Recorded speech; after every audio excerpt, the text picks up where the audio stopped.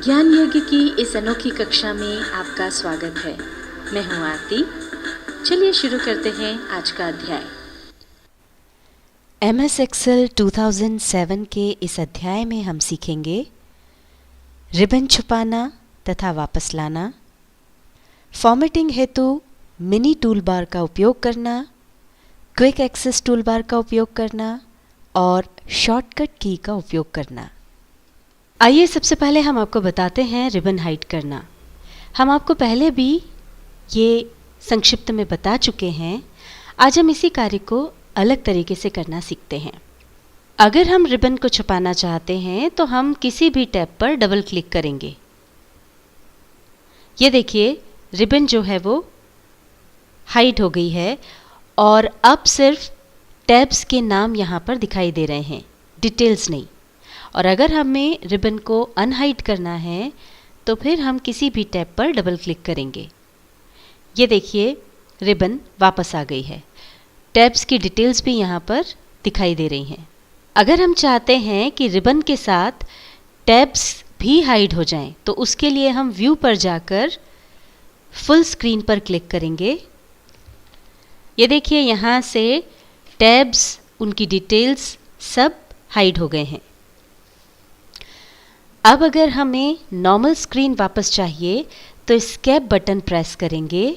उसको प्रेस करते ही ये देखिए वापस से रिबन, टैब्स, उनकी डिटेल्स, ये सब कुछ वापस आ गए हैं। अब हम आपको बताते हैं फॉर्मेटिंग से रिलेटेड कुछ ट्रिक्स। अभी तक हम होम टैब में जाकर के फॉन्ट का स्टाइल, कलर, अलाइनमेंट इत्यादि बदलते थे, किंतु फॉर्मेटिंग करने के लिए हमारे पास रिबन के अलावा एक छोटा सा ऑप्शन और भी है, और वो है mini tool bar. Mini tool bar के लिए हमें सेल पर जाकर बस राइट क्लिक करना है और देखिए ये मिनी टूल बार हमारे सामने आ गया। अब इसमें फॉर्मेटिंग के ऑप्शंस दिए हुए हैं जिसकी सहायता से हम फॉर्मेटिंग संबंधित कार्य शीघ्रता से कर सकते हैं। आप यहाँ देख सकते हैं इस मिनी टूल बार में फॉर्मेटिंग के बेसिक ऑप्शंस जैसे फॉन्ट, साइज, कलर, अलाइनमेंट इत्यादि मिल जाते हैं। इनमें से जिस भी ऑप्शन की हमें ज़रूरत हो वो हम यहीं से यूज़ कर सकते हैं। जैसे हमें फॉन्ट का साइज़ चेंज करना है, ये अभी साइज़ है 12, इसको हमने कर दिया 14। तो ये देखिए जिस सेल पर हम थे उसका फॉन्ट साइज़ चेंज हो गया है। इसको वापस चेंज करना हो तो यहीं से मिनी टूलबार की सहायता से हम इसे फिर बदल सकते हैं। इसी तरह सेल के अंदर अगर हम किसी टेक्स्ट को सिलेक्ट करते हैं तो बिना राइट क्लिक किए मिनी टूलबार से भी छोटी एक टूलबार ओपन हो जाती है, जो आपको पहले तो धुंधली नज़र आती है। हमने जो टेक्स्ट सिलेक्ट किया है उसके ऊपर आप देख सकते हैं धुंधला सा एक टूल बार जो है वो नज़र आ रहा है। जैसे ही हम माउस को उसके ऊपर ले जाते हैं तो वो फिर हमको क्लियर नज़र आने लगता है। ये मिनी टूल बार से भी छोटी है और इसमें फॉर्मेटिंग के कम ऑप्शंस हैं। जैसे यहाँ पर हम फॉन्ट, उसका साइज़, फॉन्ट को बोल्ड करना, इटैलिक करना, कलर करना इत्यादि कर सकते हैं। उदाहरण के लिए हमने जो टेक्स्ट सिलेक्ट किया है हम उसको कलर करना चाहते हैं, तो ये यहीं से हमने उसको कलर कर दिया है। अब हम आपको बताते हैं क्विक एक्सेस टूल बार का उपयोग करना। यूँ तो हम इसका उपयोग आपको पहले भी संक्षिप्त में बता चुके हैं, पर आज हम इसी कार्य को अलग तरीके से करना सीखते हैं। ये ऑफिस बटन के पास में क्विक एक्सेस टूल बार होता है। इसमें कुछ कमांड्स दी हुई होती हैं जिसका इस्तेमाल हम सीधे उसके आइकन पर क्लिक करके कर सकते हैं। अभी हमारे पास क्विक एक्सेस टूल बार में केवल 3 ऑप्शंस हैं, सेव, अनडू और रीडू। पर अगर हम इसमें और ऑप्शंस ऐड करना चाहें तो कर सकते हैं। ऑप्शंस ऐड करने के लिए क्विक एक्सेस टूल बार के कॉर्नर में एक डाउनवर्ड एरो है, उस पर क्लिक करें। अब इसमें यहाँ पर कुछ कमांड्स और दिए हुए हैं। अगर आप इनमें से कोई लेना चाहते हैं तो वो आप सिलेक्ट कर सकते हैं, और अगर आपको और ज़्यादा कमांड्स चाहिए तो मोर कमांड्स पर जाकर क्लिक करें।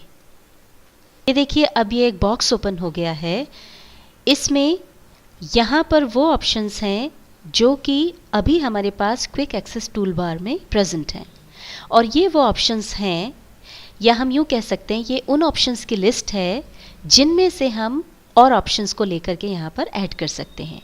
जो भी ऑप्शन हमें चाहिए उस पर हम क्लिक करेंगे। जैसे हमने चुना डिलीट शीट कॉलम्स, इसको सिलेक्ट किया और अब हम ऐड पर क्लिक कर देंगे।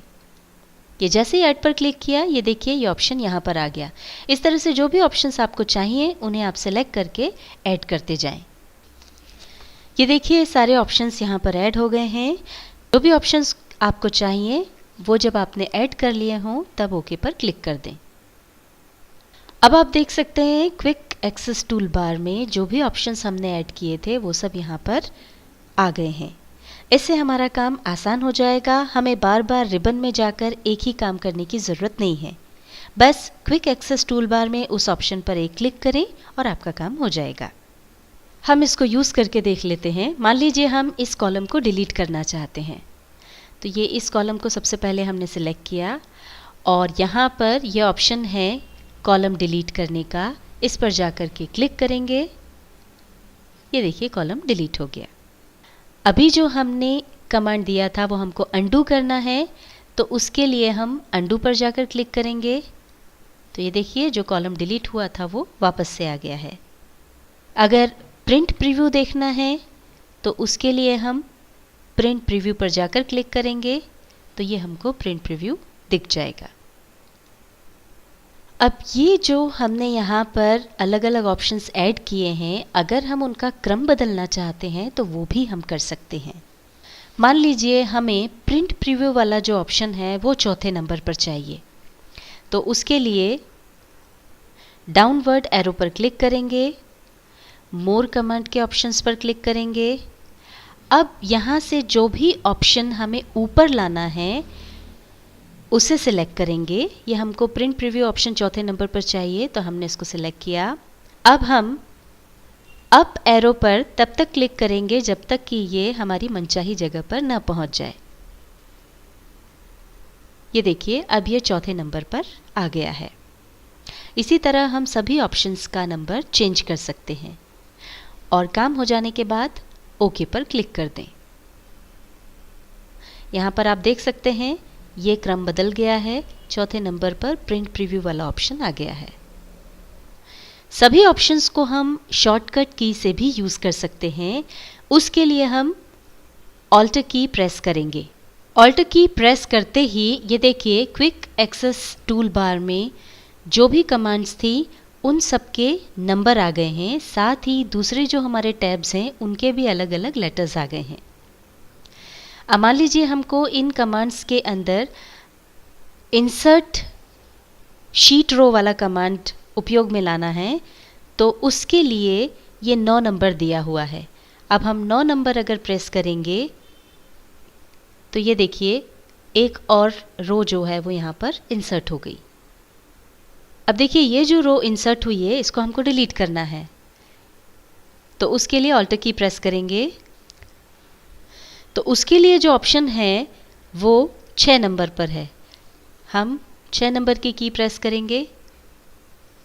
ये देखिए रो जो है वो डिलीट हो गई। अभी हमने क्विक एक्सेस टूल बार में जो कमांड्स दिए हुए थे उनके लिए शॉर्टकट कीज़ का उपयोग किया।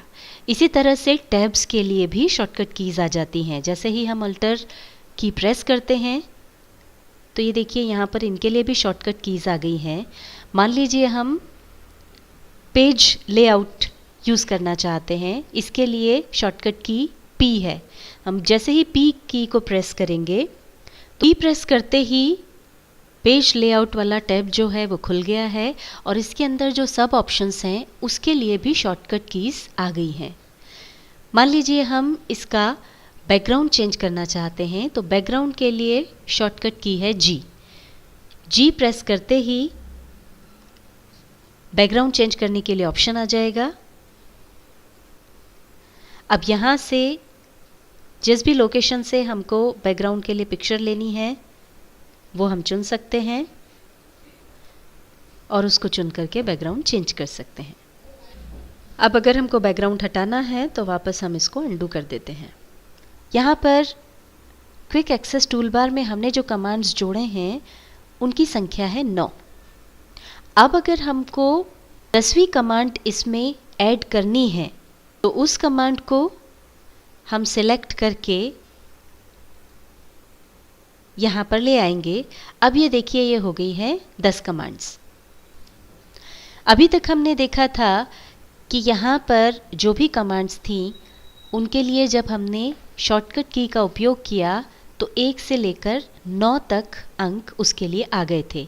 अब अगर हम वापस वो यूज़ करना चाहते हैं तो यहाँ देख सकते हैं कि क्योंकि हमारे कीबोर्ड में 9 तक ही अंक होते हैं तो अब जो 10वीं कमांड है उसके लिए यहाँ पर आया है 09। अगर हम इसके आगे और भी कमांड्स ऐड करेंगे तो वो फिर 08, 07 आदि नंबर पर आएंगी। MS एक्सेल 2007 के इस अध्याय में हमने सीखा रिबन छुपाना तथा वापस लाना, फॉर्मेटिंग हेतु मिनी टूलबार का उपयोग करना, क्विक एक्सेस टूलबार का उपयोग करना और शॉर्टकट की का उपयोग करना।